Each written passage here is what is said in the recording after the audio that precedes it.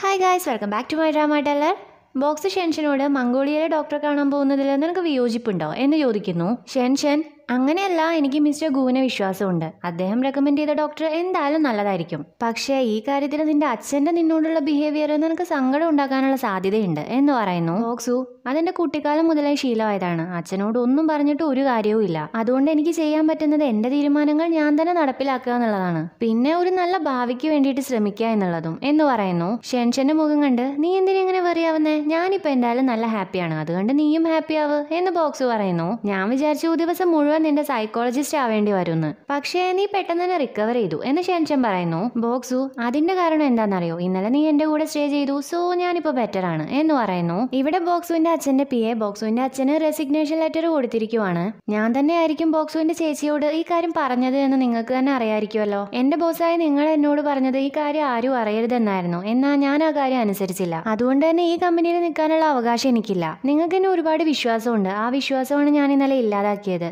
സത്യത്തിൽ ബോക്സ് കുട്ടിയായിരിക്കുമ്പോൾ ഒരു തവണ എന്നോട് പറഞ്ഞിട്ടുണ്ടായിരുന്നു അവന് പാടുന്നത് ഒരുപാട് ഇഷ്ടമാണെന്ന്. പ്രത്യേകിച്ച് അവന്റെ അമ്മ മരണപ്പെട്ട ശേഷം മ്യൂസിക് ആയിരുന്നു അവന് ഏറ്റവും പ്രിയം. നിങ്ങളുടെ ആഗ്രഹം ലേസൺ കമ്പനിക്ക് ഒരു പിൻഗാമിയെ വേണമെന്നുള്ളതാണ്. ബോക്സുവിലാണ് നിങ്ങൾക്ക് എല്ലാ പ്രതീക്ഷയും. പക്ഷേ ഇന്നലെ ഞാൻ ആ സമയത്ത് ചിന്തിച്ചത് ബോക്സുവിന് ഇനി പാടാൻ പറ്റിയില്ലെങ്കിൽ ആ തെറ്റെന്റെ ജീവിതകാലം മുഴുവൻ വേട്ടയാടുന്നുള്ളതാണ്. അതെനിക്ക് ഒരിക്കലും സഹിക്കാൻ പറ്റില്ല എന്നെല്ലാം പറഞ്ഞുകൊണ്ട് PA എന്തുകൊണ്ടാണ് താൻ ഈ രാജിക്കത്ത് കൊടുത്തത് എന്നതിന്റെ കാരണം പറയുന്നു. അപ്പൊ ലേസൺ കമ്പനിക്ക് ഒരു പിൻഗാമി ഇല്ലാതിരിക്കുന്നതാണോ നിനക്ക് കാണേണ്ടത് എന്ന് ബോക്സുവിന്റെ അച്ഛൻ ചോദിക്കുന്നു. PA അതുകൊണ്ട് തന്നെയാണ് ഞാൻ പറഞ്ഞത് ഞാനൊരു നല്ല സ്റ്റാഫ് അല്ല എന്നത്. ഞാൻ ഈ കമ്പനിക്ക് ചേർന്ന ആളല്ല എന്ന് പറയുന്നത് കേട്ട് അച്ഛൻ PAയോട് ഇരിക്കാൻ പറയുന്നു. അച്ഛൻ PAയോട് നീ 10 വർഷമായിട്ട് എന്റെ കൂടെയുണ്ട്, ഞാൻ എങ്ങനെയാണ് എന്നുള്ളത് നിനക്ക് നന്നായി അറിയാം. നീ എന്തിനാ റിസൈൻ ചെയ്യുന്നേ എന്ന് ചോദിച്ച് ആ റെസിഗ്നേഷൻ ലെറ്റർ ചുരുട്ടിക്കളയുന്നു. ഇപ്പൊ എനിക്കറിയാം ബോക്സുവിന്റെ കൂടെ ഒരു സ്ട്രോങ് ആയിട്ടുള്ള ബാക്കപ്പ് ഗ്രൂപ്പ് ഉണ്ടെന്നുള്ളത്. അവന്റെ ആഗ്രഹത്തെയും അവനിൽ നിന്ന് മാറ്റിയെടുക്കാൻ പറ്റില്ല എന്ന് പറയുന്നു. PA വണ്ടറായി നിങ്ങളപ്പോ ബോക്സുവിനെ അവന്റെ വഴിക്ക് വിടുവാണോ എന്ന് ചോദിക്കുന്നു. അച്ഛനത് സമ്മതിച്ചു കൊടുക്കുന്നു. ഇവിടെ സീറു രാവിലെയാണ് അവന്റെ അപ്പാർട്ട്മെന്റിലേക്ക് തിരിച്ചു വരുന്നത്. യുവാൻ അവിടെ ഉണ്ടോന്നാണ് അവൻ ആദ്യം നോക്കുന്നത്. എന്നാൽ അവൾ അവിടെ ഇല്ല, അവള് പോയിട്ടുണ്ട്. അവിടെ ഫ്ലവർ വൈസിലുള്ള റോസിൽ ഒരു സ്റ്റിക്കി നോട്ട് ഉണ്ട്. ഞാൻ ബ്രേക്ക്ഫാസ്റ്റ് ഉണ്ടാക്കി ഫ്രിഡ്ജിൽ വെച്ചിട്ടുണ്ട്, ചൂടാക്കി കഴിക്കണം എന്ന് പറഞ്ഞ് അതിൽ എഴുതിയിട്ടുണ്ട്. ഇവിടെ ബോക്സും ഷെൻഷനും മിസ്റ്റർ ഗുവിനെ കാണാൻ പോകുവാണ്. എപ്പോഴത്തെയും പോലെ തന്നെ ഷെൻഷൻ അവന്റെ ബിഹേവിയർ ശ്രദ്ധിക്കണം എന്ന് പറഞ്ഞ് ഉപദേശിക്കുന്നു. ഓ അതെനിക്കറിയാം, അയാളെ പൊക്കി പറയണം, ഡിഷസ് നല്ല രസമുണ്ടെന്ന് പറയണം, ഹാപ്പി ആക്കണം, അതൊക്കെയല്ലേ എന്ന് ബോക്സ് പറയുന്നു. ഷെൻഷൻ നിനക്ക് കുറച്ച് ആത്മാർത്ഥത കാണിക്കാൻ പറ്റുമോ? എല്ലാം എന്തിനാ ഇങ്ങനെ അഭിനയിക്കുന്നേ? നീ നുണ പറയുവാന്ന് പെട്ടെന്ന് കണ്ടുപിടിക്കാൻ പറ്റും. ഇനിയിപ്പോ മിസ്റ്റർ ഗു എന്തെങ്കിലും മോശമായിട്ട് പറഞ്ഞാലും നീ ക്ഷമയോടെ കേട്ടിരിക്കണം എന്ന് പറയുന്നു.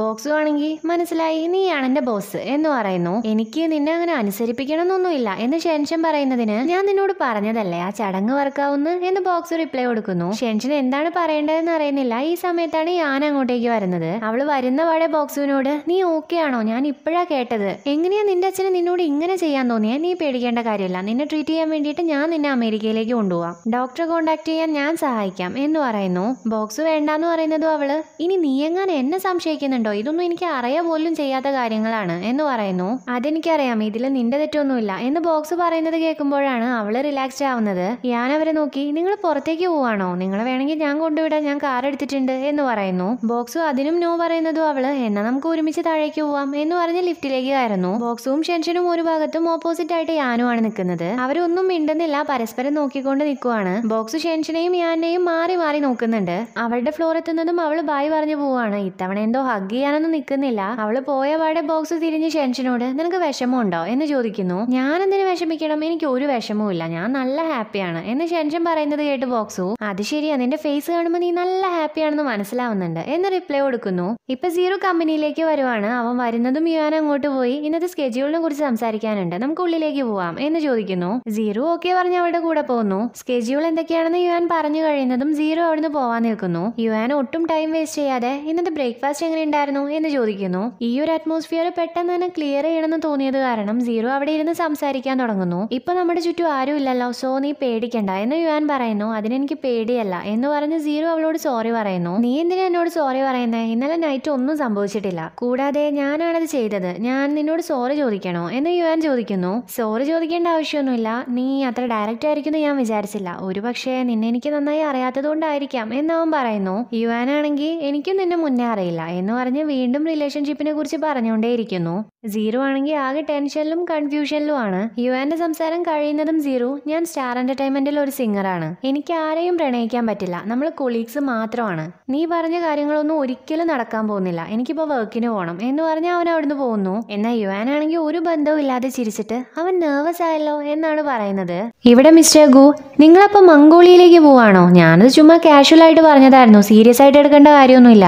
നിന്നെ ഓപ്പറേറ്റ് ചെയ്യാൻ വേണ്ടിയിട്ട് ഒരു പ്രൊഫഷണൽ ഡോക്ടറിന്റെ അടുത്തേക്ക് പോകുന്ന ഞാൻ വിചാരിച്ചത്, ഇതുപോലൊരു നാട്ടുവൈദ്യന്റെ അടുത്തേക്ക് പോകുന്നത് ഞാൻ വിചാരിച്ചിട്ടില്ല എന്ന് പറയുന്നത് കേട്ട് ഷെൻഷൻ, നിങ്ങളല്ല അപ്പൊ പറഞ്ഞത് അദ്ദേഹം ഒരു നല്ല ഡോക്ടറാണെന്ന് എന്ന് ചോദിക്കുന്നു. മിസ്റ്റർ ഗു, ശരിയാണ്, പക്ഷേ ഓരോ രോഗത്തിനും ചികിത്സിക്കുമ്പോൾ വ്യത്യാസം ഉണ്ടാവില്ലേ? എന്റെ രോഗം മാറിയേ ഒരു പക്ഷേ നിന്റേത് മാറിയില്ലെങ്കിലോ, അതൊക്കെ ലക്ക് പോലെ ഉണ്ടാവും എന്ന് പറയുന്നു. ഷെൻഷൻ, നിങ്ങൾ പറഞ്ഞ ഡോക്ടർ ഒഴികെ ലോകത്തെ എല്ലാ ഡോക്ടറിനും ഇവന്റെ അച്ഛൻ കൈക്കൂലി കൊടുക്കും എന്ന് പറയുന്നു. ബോക്സു, നിങ്ങൾ പറഞ്ഞില്ലേ ലക്ക് പോലെ ഉണ്ടാവുന്ന, നിങ്ങൾക്ക് ഷെൻഷനെയും അറിയാം ആ മംഗോളിയയിലെ ഡോക്ടറെയും അറിയാം, എനിക്ക് തോന്നുന്നത് അത് തന്നെയാണ് ലക്ക് എന്നാണ്, ഒരു പക്ഷേ അദ്ദേഹത്തിന് എന്നെ ചികിത്സിക്കാൻ പറ്റും എന്ന് പറയുന്നു. മിസ്റ്റർ ഗു, പക്ഷേ അദ്ദേഹത്തിന് ബാഡ് ടെമ്പർ ആണ്, ചിലപ്പോൾ നിന്നെ കാണാൻ പോലും കൂട്ടാക്കില്ല. അദ്ദേഹത്തിന് ഒരുപാട് നല്ല നല്ല ഓഫേഴ്സ് വന്നിട്ടുണ്ടായിരുന്നു, പക്ഷെ ആ ഓഫറുമായിട്ട് വന്നവരെല്ലാം അദ്ദേഹത്തിന്റെ മുന്നിൽ തോറ്റുപോയി എന്ന് പറയുന്നു. ഞാൻ അദ്ദേഹത്തെ കൊണ്ട് എങ്ങനെയെങ്കിലും എന്നെ ചികിത്സിപ്പിക്കും എന്ന് ബോക്സുവും പറയുന്നു. മിസ്റ്റർ ഗു, ഇപ്പോ നീ എന്തിനാ സിംഗിങ്ങിൽ തന്നെ നിൽക്കുന്നത്? നിന്റെ അച്ഛൻ പറയുന്നത് കേട്ടിട്ട് വല്ല പ്രസിഡന്റോ അല്ലെങ്കിൽ ഒരു CEO ഒക്കെ ആവുന്നത് നല്ലതല്ലേ എന്ന് ചോദിക്കുന്നു. ഞാൻ എന്റെ ഡ്രീം ഗീവ് അപ്പ് ചെയ്യില്ല,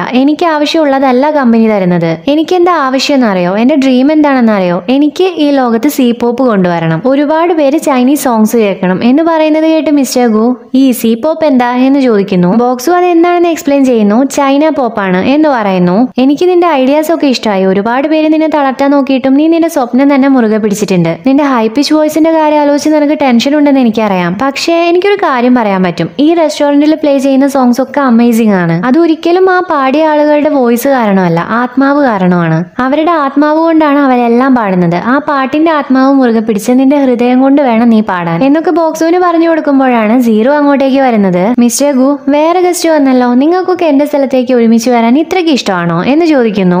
ബോക്സു ആണെങ്കിൽ സീറോവിനോട് നീ എന്താ ഇവിടെ ചെയ്യുന്നേ എന്ന് ചോദിക്കുന്നു. കഴിക്കാൻ വന്നാണെന്ന് സീറോ റിപ്ലൈ കൊടുക്കുന്നു.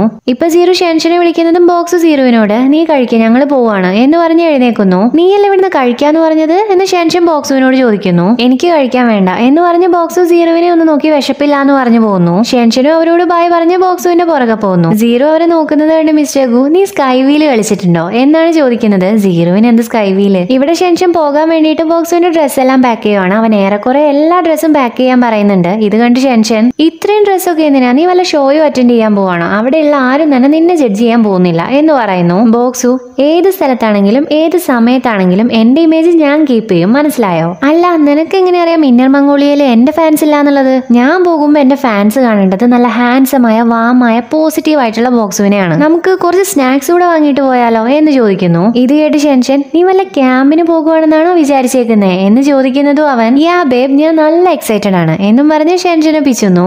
ഇപ്പൊ ഷെൻഷൻ പ്രസിഡന്റിനെ മീറ്റ് ചെയ്യാൻ വേണ്ടി കമ്പനിയിലേക്ക് വന്നിരിക്കുവാണ്. പ്രസിഡന്റിനോട്, ബോക്സുവിന്റെ സൗണ്ട് ഈ ഇടായിട്ട് ശരിയല്ല, മാത്രമല്ല അവന്റെ മൂഡും സ്റ്റേബിൾ അല്ല, ഒരു ആക്ടിവിറ്റിയും അറ്റൻഡ് ചെയ്യാൻ പറ്റുന്ന ഒരു സിറ്റുവേഷനിലല്ല അവനിപ്പോ ഉള്ളത്, സോ കുറച്ച് ദിവസത്തിന് ലീവ് തരണം, അവനെ ഒന്ന് റിലാക്സ്ഡ് ആക്കാൻ വേണ്ടി പുറത്തേക്ക് പോകണം, എനിക്കും അവന്റെ കൂടെ പോവേണ്ടി വരും, സോ ലീവ് വേണം എന്ന് പറയുന്നു. പ്രസിഡന്റ് ആണെങ്കിൽ അവന് പോകാം, എന്നാ നീ ഇവിടെ നിൽക്കണം, നിനക്ക് ജോലിയുണ്ട് എന്ന് പറയുന്നു. ബോക്സുവിന് അതിന് ഈ വീക്ക് ആക്ടിവിറ്റി ഒന്നും ഇല്ലല്ലോ എന്ന് ഷെൻഷൻ പറയുമ്പോൾ പ്രസിഡന്റ്, നീ ഇനി മുതൽ സീറോവിന്റെ ഏജന്റ് ആയിരിക്കണം, ബോക്സുവിന്റെ അല്ല എന്ന് പറയുന്നു. ഷെൻഷൻ ആണെങ്കിൽ അത് കേൾക്കുന്നതും ഞാൻ സമ്മതിക്കില്ല, ഈ അറേഞ്ച്മെന്റ് ഞാൻ അംഗീകരിക്കില്ല എന്ന് പറയുന്നു. പ്രസിഡന്റ് ഷോക്കായി, ആദ്യമായിട്ടാണ് ഈ കമ്പനിയിൽ ഒരാൾ എന്നോട് ഇങ്ങനെ സംസാരിക്കുന്നത് എന്ന് പറഞ്ഞ് അവളോട് ഇരിക്കാൻ പറഞ്ഞ് അവളോട് കാരണം ചോദിക്കുന്നു. ഷെൻഷൻ, എനിക്ക് തോന്നുന്നത് ഒരു ഏജന്റിന് അയാളുടെ ആർട്ടിസ്റ്റുമായിട്ട് ഒരു ലോങ് ടേം സ്റ്റേബിൾ റിലേഷൻഷിപ്പ് വേണമെന്നാണ്. ബോക്സുവിന്റെ കൂടെ ഞാൻ വർക്ക് ചെയ്യാൻ തുടങ്ങിയിട്ട് ഒരുപാടായി, ഞങ്ങൾക്ക് രണ്ടുപേർക്കും പരസ്പരം നന്നായിട്ട് അറിയാം. ഇതിനു മുന്നേ അവന്റെ ലൈഫിൽ ഇതുപോലെ ഒരു മോശപ്പെട്ട അവസ്ഥ വന്നിട്ടുണ്ടായിരുന്നു. കമ്പനി അന്ന് എന്നോട് അവന്റെ അസിസ്റ്റന്റ് ആയിട്ട് ഇരിക്കേണ്ടെന്ന് പറയുകയും ചെയ്തു. ഞാനത് സമ്മതിക്കുകയും ചെയ്തതാണ്, പക്ഷേ അത് ശരിയല്ലായിരുന്നു എന്ന് എനിക്ക് ഇപ്പോഴാണ് തോന്നുന്നത്. ഞാൻ അവന്റെ മോശപ്പെട്ട സമയത്ത് അവനെ വിട്ട് വരാൻ പാടില്ലായിരുന്നു.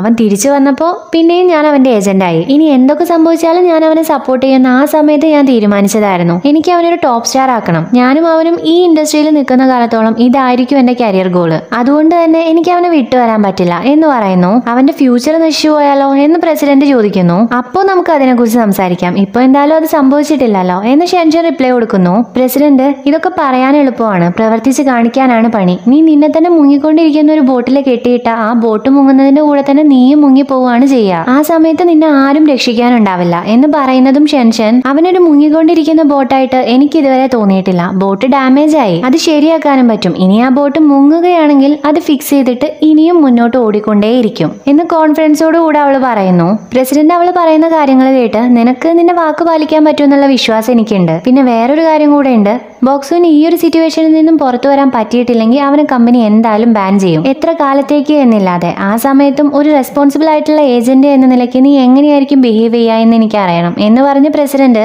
അവളോട് ലീവ് എടുക്കാൻ പറയുന്നു. ഷെൻഷൻ തിരിച്ചു വരുന്ന സമയത്ത് ബോക്സു, നീ ലീവിന് ചോദിച്ചോ? പ്രസിഡന്റ് നോ പറഞ്ഞില്ലേ? അങ്ങേർക്ക് ഇനിയും ആക്ടിവിറ്റി തരണമെന്നുണ്ടാവും അല്ലേ എന്ന് ബോക്സ് ചോദിച്ചിട്ടും അവൾ ഒരു റിപ്ലൈയും കൊടുക്കാതെ പോയി ലഗേജ് എടുത്തു വരുന്നു. ആക്ടിവിറ്റി ഒന്നുമില്ല, എല്ലാ കോൺട്രാക്റ്റും ടെർമിനേറ്റ് ചെയ്തിട്ടുണ്ട്, കമ്പനി കോമ്പൻസേഷൻ കൊടുക്കുകയും ചെയ്തിട്ടുണ്ട് എന്ന് അവൾ പറയുന്നു. ബോക്സ് വണ്ടറായി, പ്രസിഡന്റ് അങ്ങനെ പറഞ്ഞോ? പോവാൻ സമ്മതിക്കില്ലല്ലോ അല്ലേ എന്ന് പറയുന്നു. ഷെൻഷൻ, നീ എന്റെ ആർട്ടിസ്റ്റാണ്, ഞാൻ നിന്റെ ഏജന്റും ആണ്, എന്തായാലും മുന്നോട്ട് പോയേ പറ്റൂ. നീ ഒരു എ ലിസ്റ്റഡ് സ്റ്റാർ ആവണം, അങ്ങനെയല്ല നീ ഇപ്പൊ തന്നെ ഒരു സൂപ്പർ സ്റ്റാർ ആവണം, മനസ്സിലായോ എന്ന് ചോദിച്ചാൽ അവൾ അലറുന്നു. ബോക്സ് ആണെങ്കിൽ ഇതൊക്കെ കേട്ടിട്ട് ഒരു ചുക്കും മനസ്സിലാവാതെ നിനക്ക് പ്രാന്താണോ എന്നാണ് ചോദിക്കുന്നത്.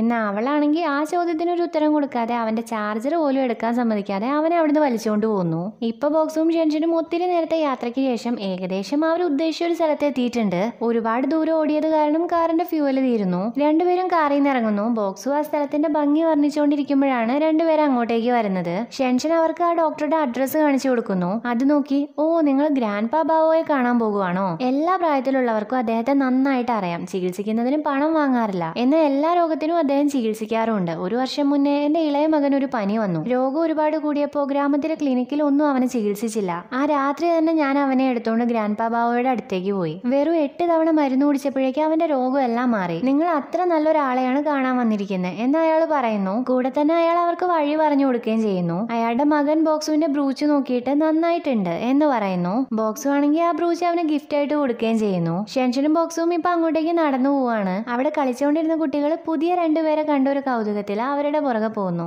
കുറച്ചു ദൂരം കഴിയുന്നതും ഷെൻഷൻ ആ കുട്ടികളോട് നിങ്ങൾ ടയേർഡായോ എന്ന് ചോദിച്ച് ബാഗിൽ നിന്നും മിൽട്ടി എടുത്തു കൊടുക്കുന്നു. പ്ലസ് ഗ്രാൻഡ് പാ ബാവോയുടെ വീട്ടിലേക്ക് കൂട്ടിക്കൊണ്ടുപോകാൻ വേണ്ടിയിട്ട് ആ കുട്ടികളോട് ഹെൽപ്പും ചോദിക്കുന്നു. ആ കുട്ടികൾ അവരെ ഗ്രാൻഡ് പാ ബാവോയുടെ വീട്ടിലേക്ക് ആക്കുന്നു. എന്നിട്ട് അവിടുന്ന് തിരിച്ചു പോകുന്നു. വീട്ടിൽ ആരും ഉള്ളതുപോലെ തോന്നില്ല. ഇവര് വിളിച്ചു ചോദിച്ചുകൊണ്ടിരിക്കുന്ന സമയത്ത് അങ്ങോട്ടേക്ക് ഒരാൾ വരുന്നു. ഗ്രാൻഡ് പാ ഔഷധ ചെടികൾ പറിക്കാൻ വേണ്ടി പോയിരിക്കുവാണ്, നിങ്ങൾ ഉള്ളിലേക്ക് വാ എന്ന് പറഞ്ഞ് അയാളെ വീട്ടിലേക്ക് അവരെ കൊണ്ടുവരുന്നു. അയാളും ഗ്രാൻഡ് പാ ബാവോ നന്നായിട്ട് ചികിത്സിക്കും, എന്റെ ഭാര്യയെ കൊണ്ട് ഒരു തവണ ഞാൻ ഇങ്ങോട്ട് വന്നിട്ടുണ്ടായിരുന്നു എന്ന് പറഞ്ഞ് ഒരുപാട് ഗ്രാൻഡ് പാ ബാവോയെ കുറിച്ച് സംസാരിക്കുന്നു. അവര് വെയിറ്റ് ചെയ്ത് രാത്രി ആയിട്ടുണ്ട്. ഗ്രാൻഡ് പാ ബാവോ ഇതുവരെ എത്തിയിട്ടില്ല. ബോക്സുവിനാണെങ്കിൽ അടങ്ങി ഇരിക്കാനേ പറ്റുന്നില്ല. അവിടെയുള്ള സകല സാധനങ്ങളും എടുക്കുകയും തൊടുകയും ഒക്കെ ചെയ്യുന്നുണ്ട്. ഇപ്പൊ അവനൊരു മ്യൂസിക് ഇൻസ്ട്രുമെന്റ് എടുക്കുന്ന കണ്ട് ഷെൻഷൻ അയാളുടെ സാധനങ്ങളൊന്നും തൊടല്ലേ, അതും അയാൾ വീട്ടിലില്ലാത്ത സമയത്ത് എന്ന് പറയുന്നു. അവനാണെങ്കിൽ അതൊരു വിഷയമേ അല്ലാത്ത രീതിയിൽ ഇരുന്ന് വായിക്കാൻ തുടങ്ങുന്നു. കറക്റ്റ് ടൈമിൽ തന്നെ ഗ്രാൻഡ് പാ ബാവോ അങ്ങോട്ടേക്ക് വരുന്നു. ഷെൻഷൻ, നിങ്ങളാണോ ഗ്രാൻഡ് പാ ബാവോ എന്ന് ചോദിച്ച് നിങ്ങൾ വീട്ടിലുണ്ടായിരുന്നില്ല, ചോദിക്കുക പോലും ചെയ്യാതെ ഉള്ളിലേക്ക് കയറി. മാത്രമല്ല നിങ്ങളുടെ സാധനങ്ങളും തൊട്ടു, ക്ഷമിക്കണം എന്ന് പറയുന്നു. ഗ്രാൻഡ് പാ, ഈ വീടിന്റെ വാതിൽ എപ്പോഴും രോഗികൾക്ക് വേണ്ടിയിട്ട് തുറന്നു കിടക്കുന്നതാണ്. സോ ഇങ്ങോട്ടേക്ക് കയറിയതിൽ കുഴപ്പമൊന്നുമില്ല, പക്ഷേ എന്റെ പെർമിഷൻ ഇല്ലാതെ എന്റെ സാധനങ്ങൾ എടുക്കരുത് എന്ന് പറയുന്നു. ഷെൻഷൻ വീണ്ടും ക്ഷമിക്കാൻ പറയുന്നു. ഗ്രാൻഡ് പാ ബാവോ ഇപ്പോ ആരാ രോഗി എന്ന് ചോദിക്കുന്നു. ബോക്സു, ഞാനാണ് രോഗി, എനിക്ക് കഠിനമായ രോഗമാണ് എന്ന് പറയുന്നു. ഗ്രാൻഡ് പാ, ഓക്കെ ഞാൻ നിന്റെ രോഗം നാളെ ചികിത്സിക്കാം, ഇപ്പൊ നീ റെസ്റ്റ് എടുക്ക് എന്ന് പറഞ്ഞു പോകുന്നു. പിറ്റേ ദിവസം ഗ്രാൻഡ് പാ ബോക്സുവിന്റെ ത്രോട്ട് നോക്കുന്നു. ബോക്സു, എന്റെ ത്രോട്ട് ചികിത്സിക്കാൻ പറ്റുമോ? ഞാൻ ഉദ്ദേശിച്ചത് ചികിത്സിക്കാൻ പറ്റില്ല എന്നാണെങ്കിൽ വെറുതെ ഞാനിവിടെ നിന്ന് സമയം കളയണ്ടല്ലോ എന്ന് സാഡായി ചോദിക്കുന്നു. ഈ ഒരു അസുഖം ഒരിക്കലും നിന്റെ ജീവനെ ബാധിക്കില്ല, എന്നാൽ നീ പാടുന്ന സൗണ്ട് മറ്റുള്ളവരിൽ നിന്നും വ്യത്യസ്തമായിട്ട് വരും. വെസ്റ്റേൺ മെഡിസിൻ വിശ്വസിക്കുന്നത് ഒരുപാട് സൗണ്ട് ഉപയോഗിച്ചാലാണ് ഇങ്ങനെ സംഭവിക്കുന്നത് എന്നാണ്. എന്നാൽ ഞാൻ അങ്ങനെയല്ല വിശ്വസിക്കുന്നത്. എല്ലാവർക്കും പാടാൻ ഇഷ്ടമാണ്, അവർക്ക് വേണ്ടപ്പോ വേണ്ട പോലെ അവർ പാടാറുമുണ്ട്. പക്ഷേ നിന്നെ പോലൊരു പേഷ്യന്റിനെ ഞാൻ ഇതുവരെ കണ്ടിട്ടില്ല. ഇതിന്റെ കാരണം എന്താണെന്നറിയോ നിനക്ക്? ത്രോട്ട് കൊണ്ടുള്ള വ്യത്യസ്തമായിട്ടുള്ള ഹാബിറ്റ്സ് ആണ്. എപ്പോഴാണ് നിനക്ക് വോയിസ് ചേഞ്ചിങ് പ്രോസസ് തുടങ്ങിയേ എന്ന് ഗ്രാൻഡ് പാ ചോദിക്കുന്നു. ഒരു 12-13 വയസ്സിൽ എന്ന് ബോക്സും റിപ്ലൈ കൊടുക്കുന്നു. ആ സമയത്ത് തന്നെയാണ് എല്ലാവർക്കും സൗണ്ട് മാറാറുള്ളത്. നീ ആ സമയത്ത് പാട്ട് പാടിയിരുന്നോ എന്ന് ഗ്രാൻഡ് പാ ചോദിക്കുന്നു. ബോക്സ് യെസ് എന്ന് പറയുന്നത് കേട്ട് നിനക്ക് മ്യൂസിക് പഠിപ്പിക്കാൻ ടീച്ചർ ഉണ്ടായിരുന്നോ എന്ന് ഗ്രാൻഡ് പാ ചോദിക്കുന്നു. ടീച്ചർ ഒന്നുമില്ല, ഞാൻ എന്റെ ഫീലിംഗ്സിനനുസരിച്ച് പിടിച്ച് പാടുമായിരുന്നു എന്ന് ബോക്സ് പറയുന്നത് കേട്ട് ഗ്രാൻഡ്പ അത് തന്നെയാണ്, ഞാൻ നിന്റെ രോഗത്തിന്റെ കാരണം കണ്ടുപിടിച്ചു. സൗണ്ട് മാറുന്ന പ്രായത്തിൽ കുട്ടികളെ പാടാൻ സമ്മതിക്കാറില്ല. ആ ഒരു പ്രായത്തിൽ അവർ ഉറക്ക കരഞ്ഞാൽ പോലും പാരന്റ്സ് അവരെ അടിക്കാറുണ്ട്. അത് എന്തുകൊണ്ടാണെന്നറിയോ? കുട്ടികളുടെ വോക്കൽ കോഡ് ആ ഒരു പ്രായത്തിൽ മെച്യൂർഡും സ്റ്റേബിളും ആയിരിക്കില്ല എന്ന് ഗ്രാൻഡ്പ പറയുന്നു. അപ്പൊ എന്റെ ത്രോട്ട് സുഖപ്പെടുത്താൻ പറ്റുമല്ലേ എന്ന് ബോക്സ് ചോദിക്കുന്നതും ഗ്രാൻഡ്പ തീർച്ചയായിട്ടും പറ്റും, പക്ഷേ എനിക്കതിന് പറ്റില്ല, നിനക്കാണ് അതിന് പറ്റുക എന്ന് പറയുന്നതും ഷെൻഷൻ അയ്യോ എന്റെ ചെറിയ പ്രായത്തിൽ ഞാനും പാടിയിട്ടുണ്ട്, എന്റെ ത്രോട്ടിനും പ്രശ്നം ഉണ്ടാവോ എന്ന് ചോദിക്കുന്നു. ഗ്രാൻഡ്പ ബാബു ചിരിച്ചിട്ട് ഇല്ല, ഗേൾസിനും ബോയ്സിനും ഒരുപോലെ ആയിരിക്കില്ല, ഗേൾസിന്റെ സൗണ്ടിന് ഒരു പ്രശ്നവും വരില്ല എന്ന് പറയുന്നത് കേട്ട് ഷെൻഷന് ആശ്വാസമാവുന്നു. ബോക്സും ഇപ്പോ ഞാൻ തന്നെയാണ് എന്നെ ത്രോട്ട് സുഖപ്പെടുത്തേണ്ടതെന്ന് പറഞ്ഞില്ലേ, അത് എന്തുകൊണ്ടാണ് അങ്ങനെ പറഞ്ഞേ എന്ന് ചോദിക്കുന്നു. ഗ്രാൻഡ്പ ബാബു ആണെങ്കിൽ ആൻസർ ഒന്നും പറയാതെ അതിന് ചിരിക്കുക മാത്രമാണ് ചെയ്യുന്നത്. ഇപ്പോൾ ഗ്രാൻഡ്പ കുക്ക് ചെയ്തുകൊണ്ടിരിക്കുവാണ്. ഷെൻഷനാണെങ്കിൽ ഓരോ നാട്ടുവിശേഷങ്ങൾ ചോദിച്ചിരിക്കുകയും ചെയ്യുന്നുണ്ട്. കുറച്ച് സമയം കഴിയുന്നതും ഷെൻഷൻ ഗ്രാൻഡ്പയോട് അവന്റെ ത്രോട്ട് ശരിയാവോ, നല്ല ബുദ്ധിമുട്ടാണോ ശരിയാവാൻ, എത്ര സമയം എടുക്കുമായിരിക്കും എന്നൊക്കെ ചോദിക്കുന്നതോടുകൂടി ഈ എപ്പിസോഡ് എടുത്തിരുന്നു. അപ്പോൾ വീഡിയോ ഇഷ്ടപ്പെടുന്നെങ്കിൽ ലൈക്ക് ചെയ്യുക, കമന്റ് ചെയ്യുക, സബ്സ്ക്രൈബ് ചെയ്യുക.